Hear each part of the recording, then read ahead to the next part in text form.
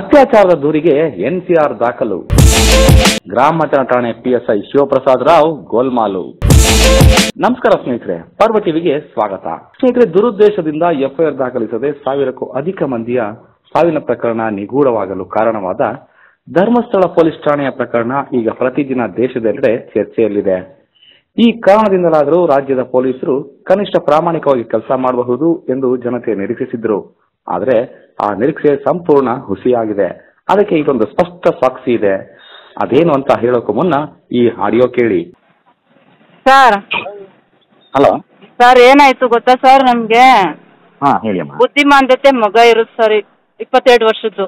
ನಮ್ ಚಿಕ್ಕ ಮಗ ನಮ್ ತಾಯಿ ಮನೆಲ್ಲ ಅವನೇ.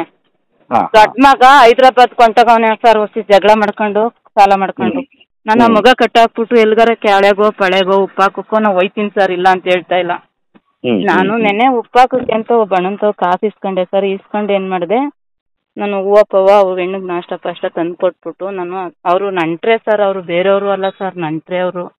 ಯಾವಾಗಾರ ಬಂದಾಗಲ್ಲ ಅವನು ಇದು ಒಂದ್ಸಲ ಮಾಡಿಲ್ವೇನೋ ಸರ್, 2-3 ಸಲ ಏನನ್ನುವ, ನೀನ್ ಕಟ್ಟಾಕ್ಬಿಟ್ಟು ಹೋಗಿದ್ಯಲ್ಲ, ನಾನು ಹೋಗಿ ನೀರು ಕುಡ್ಸ್ಬಿಟ್ಟು ಬಂದೆ ಅಂತ ಅನ್ನುವ ಸರ್. ನನಗೆ ನನ್ನ ಮಗ ಅಂತ ತಿಳ್ಕೊಂಡಿದ್ದೆ ಸರ್. ಹಿಂಗೆ ತಪ್ಪು ನೆನ್ನೆ ಸಡನ್ ಆಗಿ ಬಂದ್ಬಿಟ್ಟು ನಾನು ನೋಡ್ಬಿಟ್ನಲ್ಲ ಸರ್, ನಾನು ಹೋಗಿ ಕಂಪ್ಲೇಂಟ್ ಕೊಟ್ಬಿಟ್ಟು ಏನಂದೆ, ಅದೇನೋ ಮಗ ಏನಾರು ರಜಾ ಆಗಿಲ್ಲ ಅಂದರೆ ನಾನು ಆಮೇಲೆ ಮೂವ್ ಮಾಡ್ಕೋತೀನಿ, ಇವಾಗ ಒಂದು 10 ದಿನ ಅವ್ನಿಗೆ ಇನ್ನೊಬ್ಬ ಹೆಣ್ಮಕ್ಳನ್ನ ಮುಟ್ಟಬಾರ್ದು ಆ ಥರ ಮಾಡಿ ಅಂದರೆ, ಅವ್ರು ರೇಪ್ ಅಂತ ಏನೂ ಆಗಿಲ್ಲ. ಒಳಗಿಂದ ನಾನೇ ಹೊಡೆದು ಕರ್ಕೊಬಂದು ಆಚೆ ಹೊಡೆದು ನಮ್ಮ ಮಾರ್ಗಿತಿ, ನಮ್ಮ ಭಾವ, ನಮ್ಮ ಅಕ್ಕನ ಮಕ್ಕಳು ಎಲ್ಲ ಹೊಡೆದವ್ರೆ.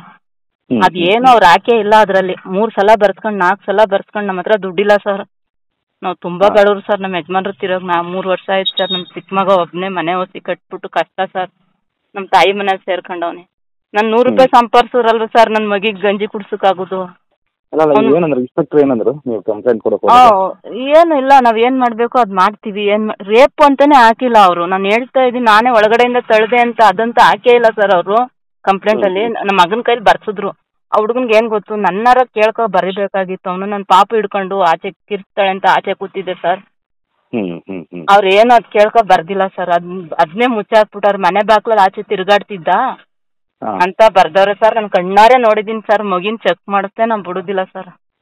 ಅಂದ್ರೆ ಈಗ ನಿಮ್ ಪ್ರಕಾರ ಈಗ ಆಲ್ರೆಡಿ 2 ಸಾರಿ ಆಗೈತಿಯಾ? 2-3 ಸಾರಿ ಅವ್ನು ಒಟ್ನಲ್ಲಿ ನಮ್ಮ ಮನೆಗೆ ನುಗ್ಬಿಡುವ ಸರ್. ನುಗ್ಬಿಟ್ಟು ಏನನ್ನುವ, ನಾನು ಹೋದೆ ಆ ಮಗಿನ ಕಟ್ಟಾಕ್ಬಿಟ್ಟು ನಿನ್ ಕೆಲ್ಸಕ್ಕೆ ಹೊಂಟೈತಿ, ನಾನು ಹೋದೆ ನೀರು ಕುಡಿಸ್ತೆ ಅಂತ ಅನ್ನುವ. ನಾನು ಕಣ್ಣಾರೆ ಯಾವತ್ತೂ ನೋಡಿರಲಿಲ್ಲ ಸರ್. ನೆನ್ನೆನೆ ನೋಡಿದ್ದು ಸರ್.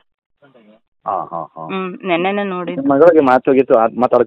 ಬರೀ ಅಮ್ಮ ಸರ್ ಅಲ್ಲೆಲ್ಲ ಕೈ ಹಾಕೊಂಡು ನೋಯ್ತದೆ ಅಂತ ನೆನ್ನೆಲ್ಲ ಹೇಳ್ತಾ ಇದ್ಲು. ಅವಳಿಗೆ ಅಪ್ಪ ಅಮ್ಮ ಬಿಟ್ರೆ ಇನ್ಯಾವುದು ಬರಲ್ಲ ಸರ್. ಎಲ್ಲ ಕೆಲಸ ನಾನೇ ಮಾಡ್ಬೇಕು ಸರ್ ಅವಳಿಗೆ. ಅದಕ್ಕೆ ನಮ್ಮೂರು ಗೌರ್ಮೆಂಟ್ ಹಾಸ್ಪಿಟಲ್ ಫಸ್ಟ್ ಇಲ್ಲಿಗೆ ಕರ್ಕೊ ಬರ್ಬಾರ್ದ? ಯಾಕೆ ಸ್ನಾನ ಮಾಡಿಸ್ತೆ, ಯಾಕೆ ಬಟ್ಟೆ ಬಿಚ್ಚಾಕ್ತೆ, ಇಲ್ಲಿಗೆ ಬರಬಾರ್ದ? ನಾವೇನ ಈಗಲೂ ನಾವು ಚೆಕ್ ಮಾಡ್ತೀವಿ, ನಾವು ಕಂಪ್ಲೇಂಟ್ ಕೊಡ್ತೀವಿ, ನಾವು ಚೆಕಪ್ ಮಾಡ್ತೀವಿ. 2 ಗಂಟೆ ಕರ್ಕೊ ಬಾ ಅಂತ ಹೇಳವ್ರೆ ಸರ್.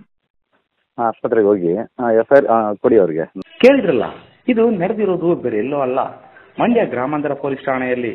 ಅಂದ್ರೆ ಮಂಡ್ಯದಿಂದ ಕೇವಲ 5-6 ಕಿಲೋಮೀಟರ್ ದೂರದ ಗ್ರಾಮವೊಂದರಲ್ಲಿ ಕಾಮಕನೊಬ್ಬ ಸಂಬಂಧಿಕರ ಬುದ್ಧಿಮಾಂದ್ಯ ಯುವತಿಯನ್ನ ಆಕೆಯ ಮನೆಯಲ್ಲೇ ನಿನ್ನೆ ಅಂದ್ರೆ ಬುಧವಾರ ಅತ್ಯಾಚಾರ ಮಾಡುತ್ತಿದ್ದಾಗಲೇ ಯುವತಿ ತಾಯಿಗೆ ಸಿಕ್ಕಿ ಬಿದ್ದಿದ್ದಾನೆ.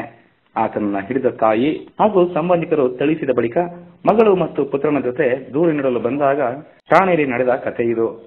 ಅಂದ್ರೆ 1 2 4 ಬಾರಿ ದೂರು ಬರೆಸಿಕೊಂಡ ಪಿಎಸ್ಐ ಶಿವಪ್ರಸಾದ್ ರಾವ್ ಕಡೆಗೆ ಅರ್ಜಿದಾರರಿಗೆ ಅಂದ್ರೆ ದೂರುದಾರರಿಗೆ ಎದುರುದಾರರು ಮದ್ಯಪಾನ ಸೇವನೆ ಮಾಡಿಕೊಂಡು ಬಂದು ಮನೆ ಮುಂದೆ ಪ್ರತಿದಿನ ತಿರುಗಾಡುತ್ತಾನೆ. ಎದುರುದಾರರನ್ನ ಠಾಣೆಗೆ ಕರೆಯಿಸಿ ಮದ್ಯಪಾನ ಮಾಡಿ ಮನೆ ಮುಂದೆ ತಿರುಗಾಡದ ಹಾಗೆ ಮಾಡಬೇಕೆಂದು ಟೈಪಿಸಿ ಎನ್ಸಿಆರ್ ಅಂದ್ರೆ ಅರಿವಿಗೆ ಬಾರದ ಪ್ರಕರಣ ಎಂದು ದಾಖಲು ಮಾಡಿದ್ದಾರೆ.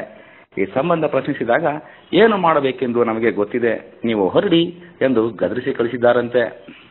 ವಿಷಯ ತಿಳಿದ ಮೈಸೂರಿನ ಪರಿಚಿತ ಟಿಕೆ ನಾಗೇಶ್ ಹಾಗೂ ಕೆ ಯೋಗೇಶ್ ಇಂದು ಠಾಣೆಗೆ ಕರೆದೊಯ್ದು ವಿಚಾರಿಸಿದಾಗ ಅವರು ದೂರು ಕೊಟ್ಟಿದ್ದನ್ನೇ ದಾಖಲಿಸಿದ್ದೇವೆ ಎಂದು ಸಬೂಬು ಹೇಳಿದ್ದಾರೆ. ಕಡೆಗೆ ಈ ಇಬ್ಬರು ನೈಜ ಪ್ರಕರಣ ದಾಖಲು ಮಾಡದಿದ್ದಲ್ಲಿ ಮೇಲಿನ ಅಧಿಕಾರಿಗಳನ್ನ ಭೇಟಿ ಮಾಡುವುದಾಗಿ ತಿಳಿಸಿದ ಬಳಿಕ ಹೊಸದಾಗಿ ದೂರು ನೀಡುವಂತೆ ಹೇಳಿದ್ದಾರೆ. ಅಷ್ಟರಲ್ಲಾಗಲೇ ನಾಗೇಶ್ ವಿಷಯವನ್ನ ಮೈಸೂರು ವಲಯ ಡಿಐಜಿ ಹಾಗೂ ಮಂಡ್ಯ ಡಿವೈಎಸ್ಪಿ ಲಕ್ಷ್ಮೀನಾರಾಯಣ ಅವರ ಗಮನಕ್ಕೂ ತಂದಿದ್ದು ತರುವಾಯ ಎಫ್ಐಆರ್ ದಾಖಲಿಸಿದ್ದಾರೆ. ನಾಗೇಶ್ ಹಾಗೂ ಯೋಗೇಶ್ ನೆರವಿಗೆ ಬರದೆ ಹೋಗಿದ್ದಲ್ಲಿ ಶಿವಪ್ರಸಾದ್ ರಾವ್ ಅತ್ಯಾಚಾರ ಪ್ರಕರಣವನ್ನ ಹಳ್ಳಹಿಡಿಸುತ್ತಿದ್ದುದು ಗ್ಯಾರಂಟಿ ಎಂಬುದರಲ್ಲಿ ಅನುಮಾನವೇ ಇಲ್ಲ. ಸ್ನೇಹಿತರೆ, ಇಂಥ ಪ್ರಕರಣಗಳು ಜಿಲ್ಲೆಯ ವಿವಿಧ ಠಾಣೆಗಳಲ್ಲಿ ಆಗಾಗ ನಡೆಯುತ್ತಲೇ ಇವೆ. ಆದರೆ ಜಿಲ್ಲಾ ಉಸ್ತುವಾರಿ ಸಚಿವರು, ಶಾಸಕರು ಅದ್ಯಾಕೆ ನಿರ್ಲಕ್ಷ್ಯ ಮಾಡ್ತಿದ್ದಾರೋ ಗೊತ್ತಿಲ್ಲ. ಜೊತೆಗೆ ಜಿಲ್ಲಾ ಪೊಲೀಸ್ ವರಿಷ್ಠಾಧಿಕಾರಿಗಳು ಕೂಡ ಅಧೀನ ಸಿಬ್ಬಂದಿಗೆ ಕಠಿಣ ಸೂಚನೆ ನೀಡಿರುವುದು ಆತಂಕಕಾರಿ ಸಂಗತಿಯಾಗಿದೆ. ಇನ್ನಾದರೂ ಪೊಲೀಸ್ ಠಾಣೆಗಳು ದಲ್ಲಾಳಿಗಳ ಕೇಂದ್ರಗಳಾಗಿ ಮುಂದುವರಿಯುವುದನ್ನು ತಡೆಯುವ ಜವಾಬ್ದಾರಿ ಹಿರಿಯ ಅಧಿಕಾರಿಗಳು ಹಾಗೂ ಜನಪ್ರತಿನಿಧಿಗಳ ಮೇಲಿದೆ. ಆ ನಿಟ್ಟಿನಲ್ಲಿ ಕ್ರಮ ಕೈಗೊಳ್ಳುವರೆ ಎಂಬುದನ್ನು ಕಾದು ನೋಡಬೇಕಿದೆ. ಸ್ನೇಹಿತರೆ, ನಮ್ಮ ಈ ಸ್ಟೋರಿ ಇಷ್ಟವಾಗಿದ್ರೆ ಲೈಕ್ ಮಾಡಿ, ಶೇರ್ ಮಾಡಿ. ಜೊತೆಗೆ ನೀವೇನು ನಮ್ಮ ಯೂಟ್ಯೂಬ್ಗೆ ಸಬ್ಸ್ಕ್ರೈಬ್ ಆಗಿಲ್ಲ ಅಂದ್ರೆ ಈಗಲೇ ಸಬ್ಸ್ಕ್ರೈಬ್ ಆಗಿ. ನಮ್ಮ ತಪ್ಪಿದ್ರೆ ತಿದ್ದಿ, ಸರಿ ಇದ್ರೆ ಪ್ರೋತ್ಸಾಹಿಸಿ. ಧನ್ಯವಾದಗಳು.